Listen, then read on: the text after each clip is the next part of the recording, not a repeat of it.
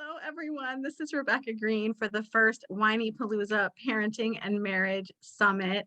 And I am so excited to introduce our next guest, Judy Herman.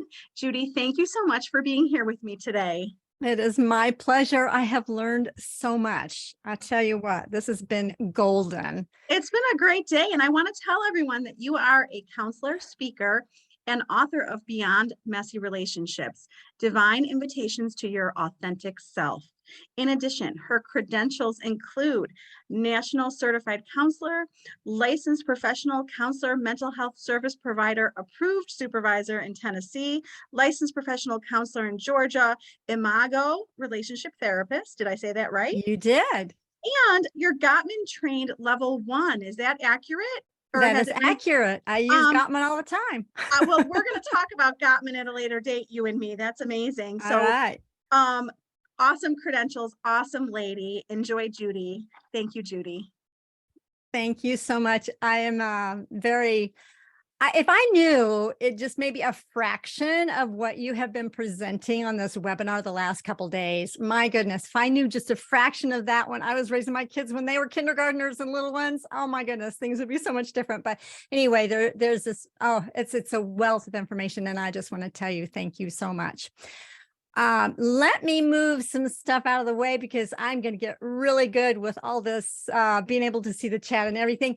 You didn't marry the wrong person, because this moment in time is what I call a divine invitation. In fact, I have a candle lit here that reminds me that this moment in time is a divine invitation. And even though we're meeting across the screen, I recognize that you are a person of dignity, worthiness, and respect.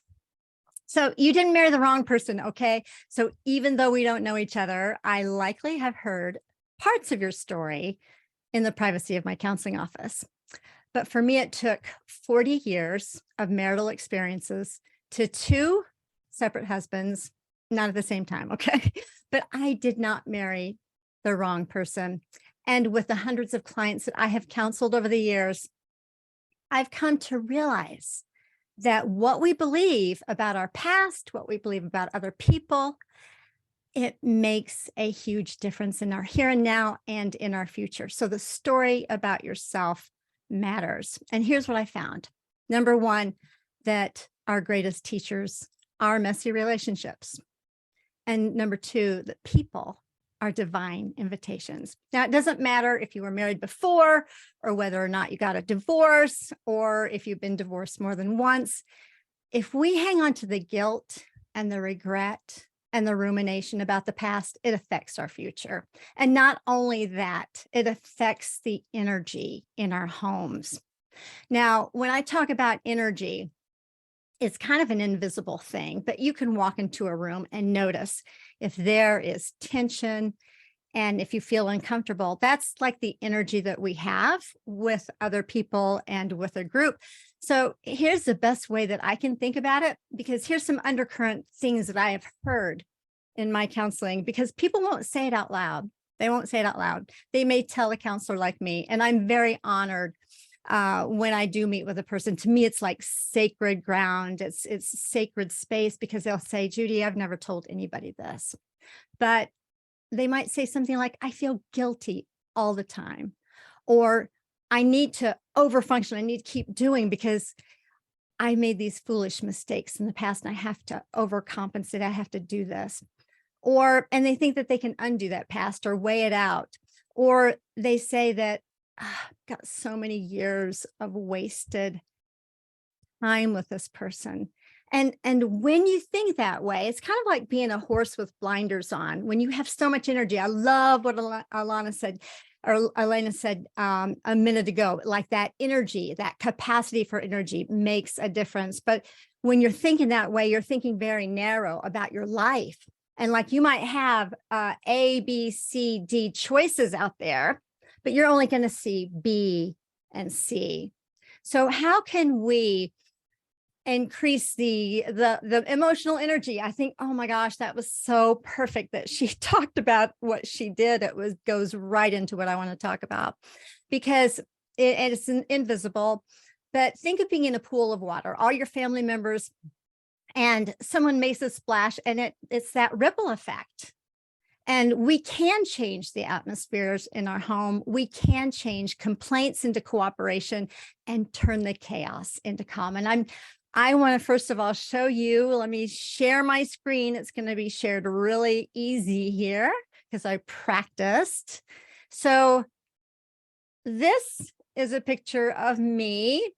I'm the little girl in the yellow dress. And dating back a few generations, first of all, just kind of identify my sister's next to me. There's 3 cousins. And then after this picture was taken, there were 2 brothers added to our family of origin. So dating back a few generations, there's been some significant individuals, and we've come in multiples of 4. So for example, I'm one of 4 children. My mom is one of 4 children. My grandmother's one of 4. My great-grandmother is one of 4. Now, I'd like you to write in the chat because I want you to pay attention. How many children do you think I have? Just write that number. And I can't even see the chat. So I'm assuming you're going to say I have 4. How many grandchildren do you think I have? If you guessed 4, nope, it's 5. So anyway, I am a woman who has been saturated by relationships for many years, even in the primal state of my being. So I would like to think, notice if you look at the picture and you see those binoculars around me as a little girl, my neck, I'm the only one that has that. I would like to think the story in my mind is that I was curious about relationships. Throughout my life, I've been trying to figure out relationships, but I was destined to be a psychotherapist specializing in relationships. And I'd like to tell you too, that being a therapist is not my first career. It's actually my second. And my first career was raising 4 kids in a troubled marriage on so many levels. It wasn't that way the whole time, but I'm very thankful that they are awesome adults and awesome parents. And so here's what I'd like for you to realize is that our families, the generations past, we might go back generations. You also have some patterns in your generations and family of origin. So it's kind of like, we all have our family tree, right? And things that we want to change. And most of us, if you're like me, we want to change a branch of our family tree. So think about that for a moment. And wasn't it, it was Jeff Foxworthy that said his family tree doesn't fork? The reality is that we've all been influenced, and it affects our neurochemistry and the neural pathways in the brain. So the way that we think, the way that we believe, the way that we have related has all been a lot of times just so automatic to who we are drawn to. And I some of you might know this, but the average person has 60,000 thoughts a day. Okay. I didn't know if you knew that or not. What percentage of those thoughts do you think are repetitive thoughts of our 60,000? Write that in the chat. And goodness, I don't know, Seth, can you give me what some of those answers are? Absolutely. Selena says 90%. Selena, you know what? I'm going to say you are probably pretty close to it.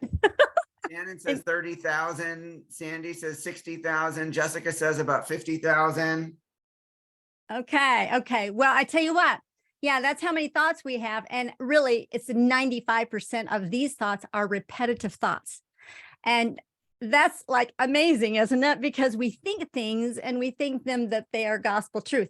When you were a kid, were you ever told that drinking coffee will stunt your growth? Anybody? or have you ever been told that it takes 7 years to digest a piece of gum? Or that you can't swim after you eat or you'll drown? If anybody else has any ideas about what they used to believe, some of these wives' tales, you can go ahead and write those in the chat if you'd like. But here's the problem. Most of us don't know the truth, or we're not really in tune with the truth, that we are people who are worthy of dignity, love, and respect. and we get off of that truth because of the messiness in our relationships. But here's the reality, our human journey, it involves struggle. And I've heard a lot of the speakers talk about the struggles they've been through. Like, this is so cool that we have such authentic speakers and experts as well. But it's a struggle, and we go through our life, and it's an invitation to align with that truth. So how to believe that even what you might consider a wrong person is a divine invitation, and how to believe that this moment in time, because this is the only moment we have right now, we are living in this present moment. How can we believe that this moment is a divine invitation? So we are, for all of us as humans, we are invited to grow and to grow up. But here's the thing. We were all born into imperfect family systems. For example, I'm going to stop share for a moment because I grew up, some of you might identify. Oh, I can see the chat now that I unshared. I grew up in a very conservative faith denomination. And when there were a whole bunch of don'ts, there was, you don't play cards, you don't drink, you don't smoke, you don't hang around with kids that do that, and you definitely don't engage in premarital dancing. Put a yes if you identify. Put a yes in the chat if you identify with any of these kind of things here. Because, yeah, you could say, well, maybe my family was made Leave It to Beaver look like Hell's Angels. But the reality is I did learn to dance. I did learn to play cards. And I've learned that our lives and our relationships are like dances. They're in constant motion. Think of the word emotion, motion. Hang on to that, because our emotions come from our thoughts and our beliefs about our past, but they're designed to move and to flow. So a majority of us haven't really learned how to let those temporary emotions be like guests. Okay, I got to share my screen one more time here, because this is where a lot of the things that we think about and the rumination, which it's very, very common for the brain. Hold on, I'm going to share this. This comes from Dr. Rick Hansen. He's got a podcast and several books too about the brain. So a thought on the neuron of a brain will, like a negative thought will stick like Teflon. A positive thought on that very same neuron, and we've got gazillions of them, will slide off like Teflon unless we ponder it for 15 seconds. So that's why it's so important not to even to really have a whole lot more positives than negatives in your thought process and in your interactions with your family members. So here's what we do. When we get ready to host our we'll talk about special guests or extended family members that might come for a holiday. We bring out our good china. How many of y'all use good china for special holidays? I don't know if anybody does that anymore, or if we just get our good china that's passed down from great grandmother and don't use it. I don't know. But our guests come, think about this. Our guests come, sit at the table, we put out those cloth napkins, and then, we visit with them, and then they leave. Now, can you imagine the guests coming? We got our napkins all set out and our good china, and they're bringing all their suitcases, and they end up, rather than being temporary, they stay. That's exactly what our emotions are designed to do. Any kind of happiness, joy, we could say the good, bad, ugly, or the positive, negative emotions, or the comfortable, uncomfortable emotions. They're all designed to move and to flow. And here's the thing. So many people haven't learned to pay attention or verbalize our emotions. I love it that there's so many here, so many experts here. Wow, are you doing your children such an awesome favor by really showing them and teaching them how to pay attention to their emotions. But some people grow into adulthood and they think that their emotions are too big and that they numb out. And then some people are just, they don't think they have emotions. that's enough about my first husband. All right, I am going to stop share again. And I just want to remind you again, this is a divine moment and our stories matter. Put in the chat, how many of you are curious about this? Just put yes in the chat if you are. But just keeping in mind, we need to keep it curious. Did you know about curiosity? The brain cannot be both curious and judgmental at the same time. So if you're judgmental and watching this, let's see if we can switch to curiosity. So let's learn to have grace for ourselves. And we all need to know that we were basically pre-programmed to choose the person that we married. Okay, here's what I'd like you to do next. This is going to be an activity. Pay attention to the directions here. Don't send it yet, but write your number in the chat, how old you were when you either met or got married to the person you married. And if you've been married more than once, we're talking about the first time. Okay, so write that number. Don't put it down yet. Just write it in, but don't send it yet. We're going to send it all at once. Okay, so when on the count of 3, we're going to get it all at the same time. Ready? So 1, 2, 3. Put the numbers down. All right. Some are 35, 25, 20, 30.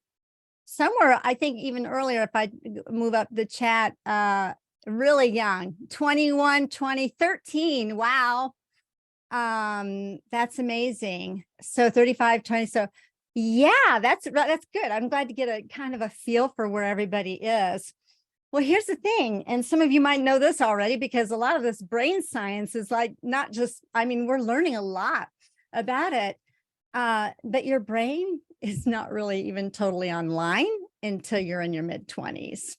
How many of you knew that? Right? Yes, if you already knew that. That's interesting. Okay, good. So that's the thing. I mean, I'm probably not going to tell anybody something that they don't already know, but we're going to package this in such a way where it's going to make some sense to you and help you so that you can have some calm and peace waters. So here's what we do is we either, and I learned this from my training as an imago therapist. Now, imago therapy simply means that you pick someone who has that same image or a familiar image. You like put an image on this person. And that's what the Latin term for imago means. And that's what connects us like a magnet, like we're connected.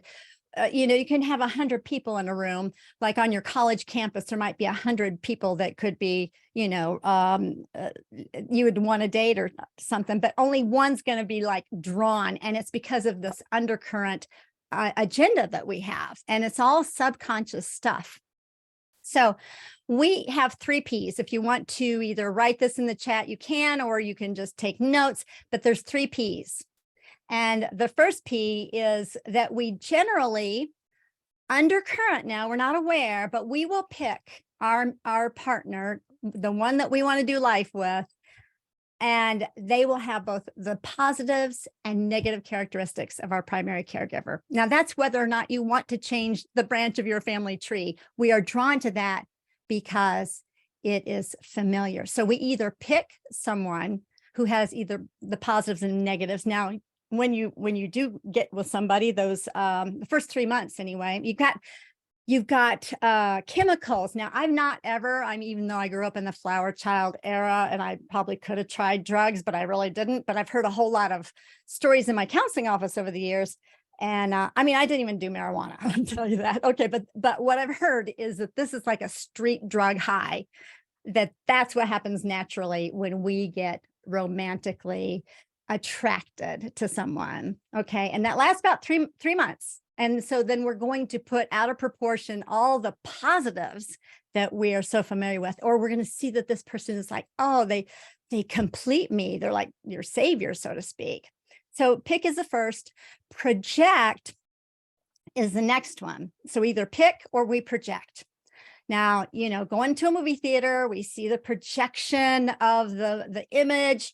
And so as time goes along, and especially if there's unhealed business in our childhood, and that's what imago therapy is all about, and the premise of it is that we have an unconscious agenda to complete our past. It's like there's something rising up within us that needs to be completed. And that's what we try to do when we marry someone.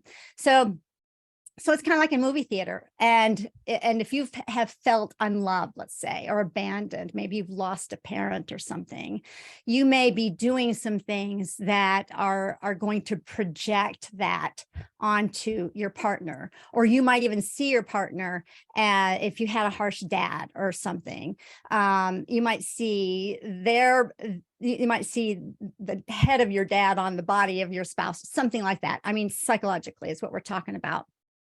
So, yeah, this is cool. I'm looking at the chats too. This is wonderful. Okay, so then the next one, so either pick, we project, or we provoke. All right, think of relationships like synchronized dances and how we learned to move toward pleasure and away from pain in our family of origins, in our childhood, is that, again, we're going to go back to this neural pathways and going back to the patterns. We're going to naturally do that same dance.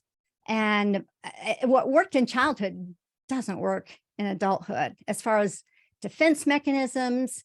Maybe when you got stressed out, and maybe there was a lot of energy or yelling in your home and your family, and then you would go and hide, and then you might avoid conflict with your spouse, which isn't a good thing, but it might just be too scary because you're showing up as you did as a child and what worked. All right, so I could go into more detail with that, but I hope you kind of get the idea that we either pick, we project, or we provoke, and our brains are not totally online until we're 25. So let's give ourselves plenty of grace through this process. Okay, but here's the secret. There's 3 things that you can do. Number 1, you can just get out of your own world. First of all, it's like awesome that we've been together for 2 days because you are changing, like you're thinking about some things that maybe you hadn't normally been thinking about. It's getting out of your own world. And that's what, this is part of our Imago therapy. I have couples that I work with and they're across from each other. They'll each, there's a speaker listener skill. And so being able as a listener to get out of your own world, and the speaker is the one that holds the ball. There's more to that, but I don't have time to share it all. But there's also a bigger story to the messes that we go through.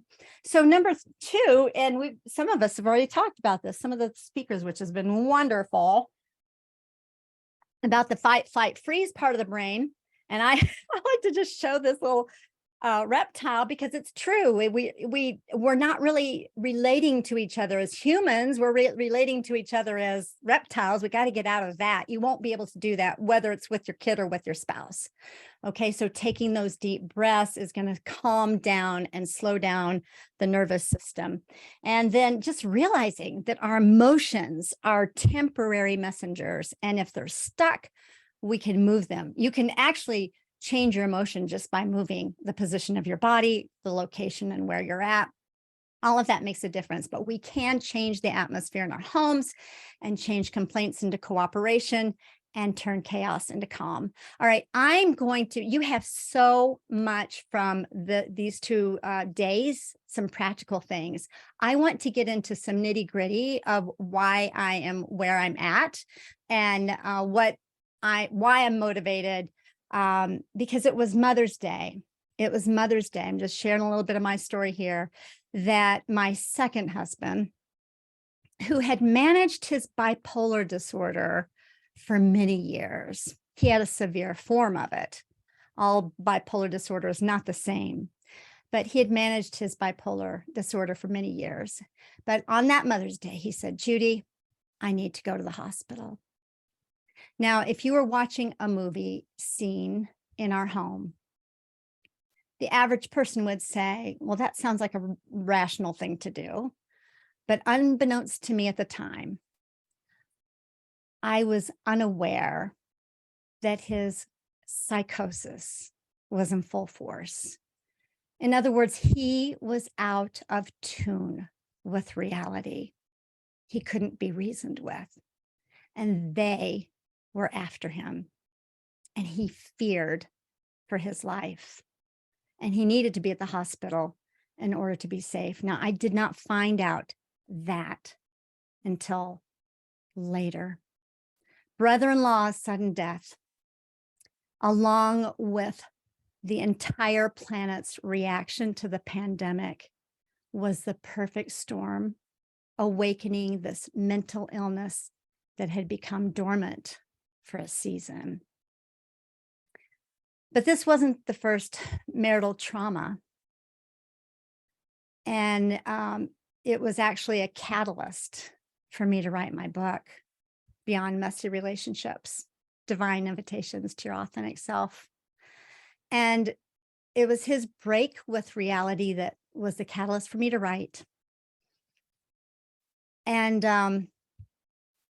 by the way, I need to tell you, most therapists who write books will write about the intense and dramatic stories of their clients.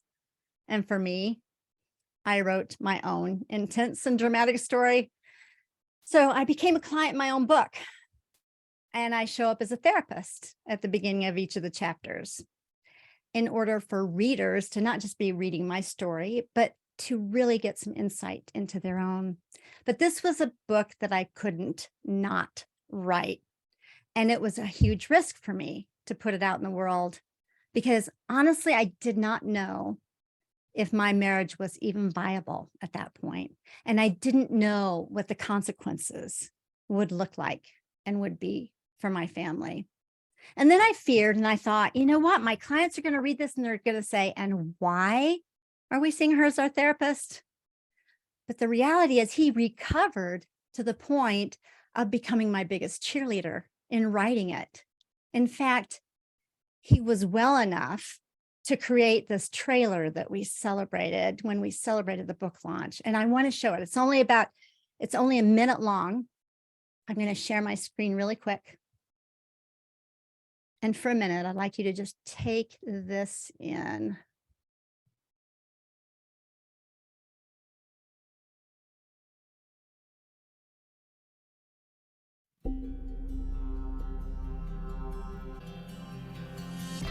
The family of our beginnings show us relationship dances.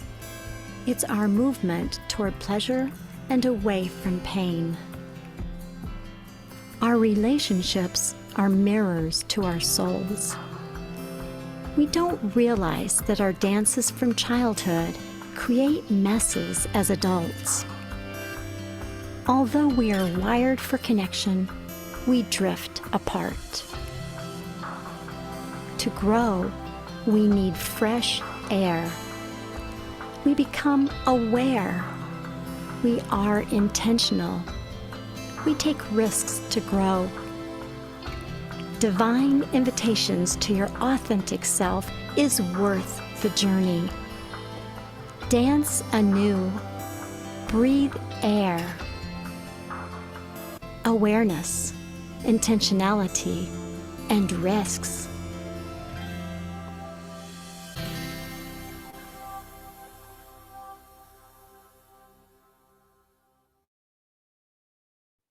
Here I was on Mother's Day of 2020. And at the time that I believed that there was a resurrection in this second marriage, the loss was overwhelming. I faced the status of being a twice divorced relationship therapist after 40 years of marriage. I'd been a woman that was saturated with relationships all her life. And the whole world was facing the trauma of the pandemic, and mental illness was becoming more commonplace than we've ever known. And I wasn't alone in my struggles, and none of us are. Maybe you have felt alone in your struggles or something that you've experienced. Maybe you have experienced a significant loss that shifted everything for you. But when I found out that he wasn't coming back, and he didn't come back, he couldn't come back in his right mind. When I realized that, I went outdoors. I took a deep breath. And I said, Lord, here I am.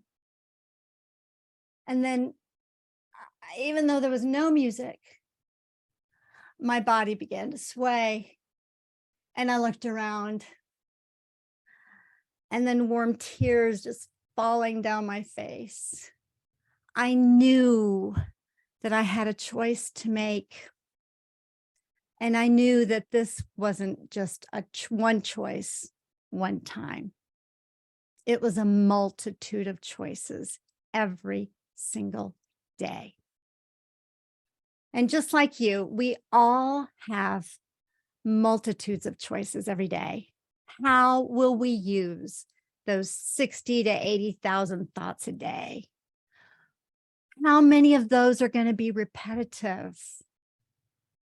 Do you remember the movie Groundhog Day? Gotta share my screen again here.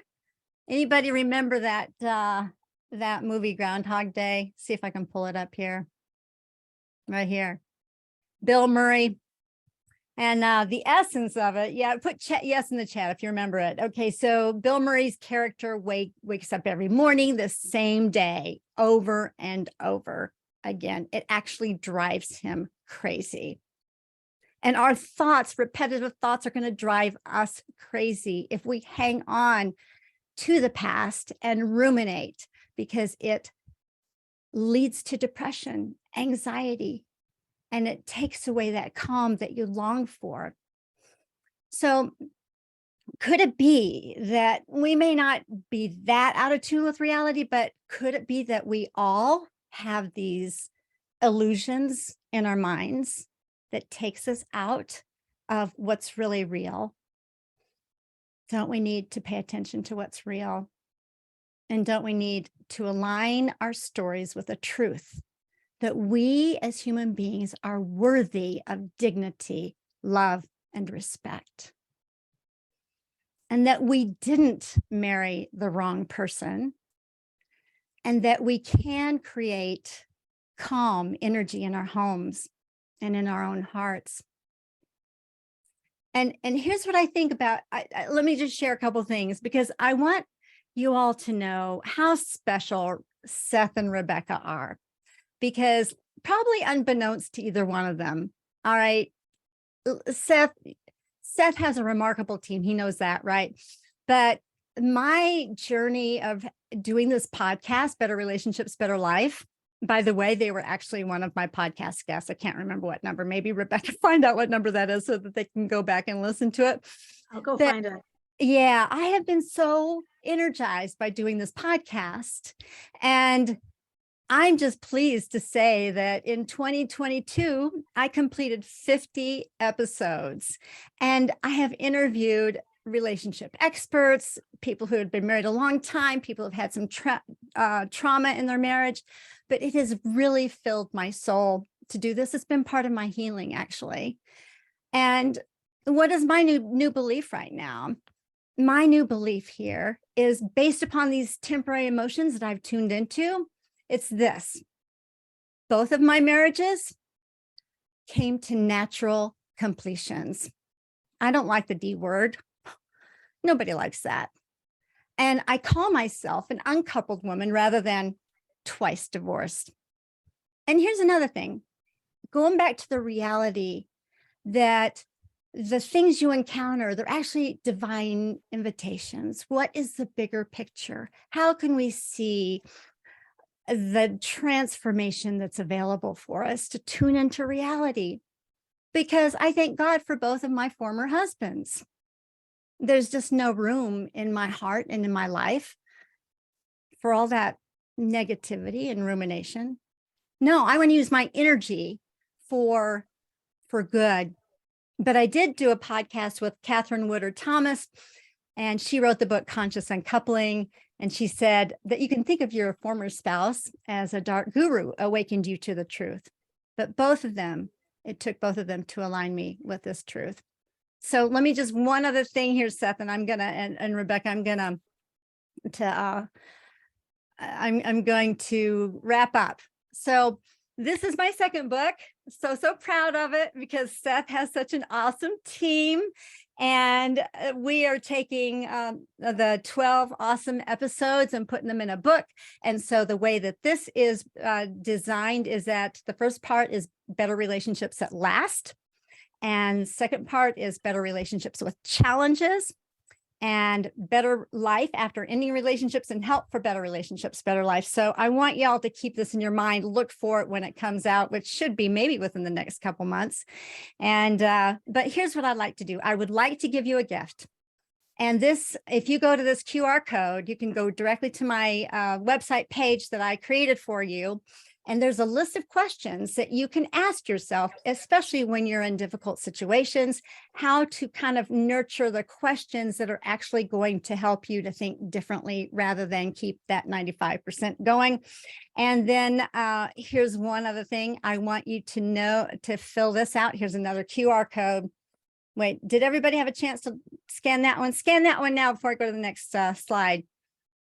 Okay. And if you've had a chance to do that, then what's that? Put the link in the chat. Okay. And then this code will take you to an evaluation for my speaking. I would absolutely love to have some speaking opportunities. And if you like this message and you know of a group that could use this message, definitely want to know about it. But I want to tell you that we're all designed to grow and to grow up. And since I have done a bunch of traveling, I got to share this with you real quick.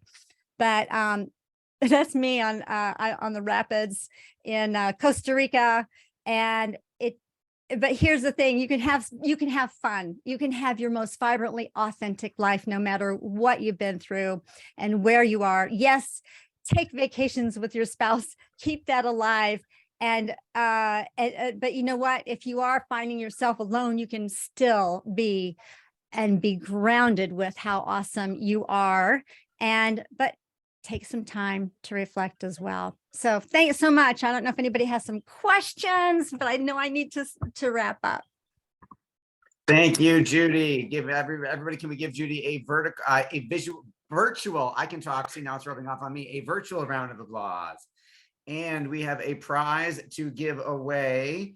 The $300 hotel gift card goes to Leslie Stinson. Leslie, congratulations. Thank you, Judy. Thank you for tuning in to the Whinypaluza podcast. If you like what you heard, please be sure to subscribe so you never miss an episode. While you are there, leave a review. I love to hear your feedback. Thank you so much for listening. Until next time. This show has been produced by Market Domination, LLC.